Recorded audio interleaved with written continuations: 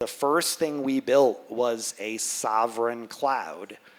Why did we build a sovereign cloud first? Because if you don't control it from the bottom up, you don't actually control it, even if you say you own it, right? I own the data. It's my data. But you're on a cloud that you don't control, right? You don't actually own. Ownership of your data is irrelevant. It's only control of your data that's relevant and the data that's outgassed from it. So we really want to rotate the axis of this around the idea of sovereignty. So we built a sovereign cloud first. We're building on top of that sovereign AI systems and sovereign compute neighborhoods. And on top of that, what we will eventually generate is sovereign AGI. So that's the final step in this process. That sounds like it's much more expensive than using AWS. It would have to be. Our price table is exactly the AWS price table. So no, it is not actually more expensive. That was an easy toss up there.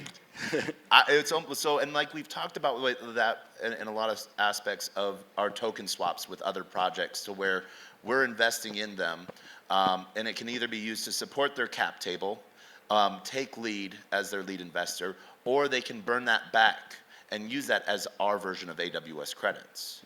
Yeah, the AWS credits analogy is more for the underlying network tokens, which are the power tokens. So yeah, the real important economic mechanism here is the roll-up, and how the pegs work between all the roll-ups and how the master funds work. So that's why we work with a number of capital firms. Our liquid token strategies are run by Sarsen. We have some other funds that run other strategies for us, including our traditional AI investment firms, which we have a number of, and we're doing a lot of investments in traditional Web2 AI. That sounds really weird for a Web3 AWS, a decentralized AWS platform to say. But as John will say about capital flows, what Web3 needs is new workloads. It needs traffic coming in from Web2, headed into Web3. We have to migrate this traffic over. And so if a Web2 firm has a valid Web3 use case, we'll invest in them and help them bring their Web3 use case to market via our platforms, our capital management strategies, our funds, our token swap engines, et cetera. We can manage markets for them. We can help them go to market successfully. So this is really a collaborative strategy across a number of axes, and you have to do that. You have to do the full suite, or else the ecosystem can't boot itself up.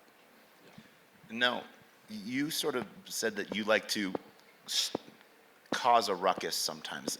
Me as the host or the MC, I'm the one stirring the pot, so I like to sort of spice things up. John, after sitting here, you've taken years of advice from Eric on sovereign AI, on decentralization, and this is sort of your first aspect into DEAI.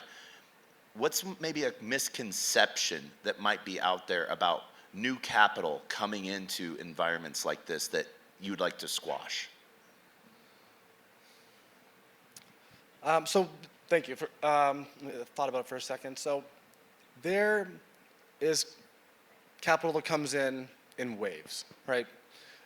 People get very, very tight with writing checks in the VC community ahead of the election. Then after the election, things open up a little bit. Things are now tight again. It makes it hard to run a business if you're a startup and you're having capital flow issues. There's a couple of other VC funds that are in the room today. I saw DNA funds. You guys heard from Will from Proto and Redbeard. What we want to see is we want to see partnerships and coalescence. So that way we're not building the same box twice. And that's going to mean there's going to have to be some strategic mergers. But we want to see our capital be deployed efficiently. And we want people to major in the majors.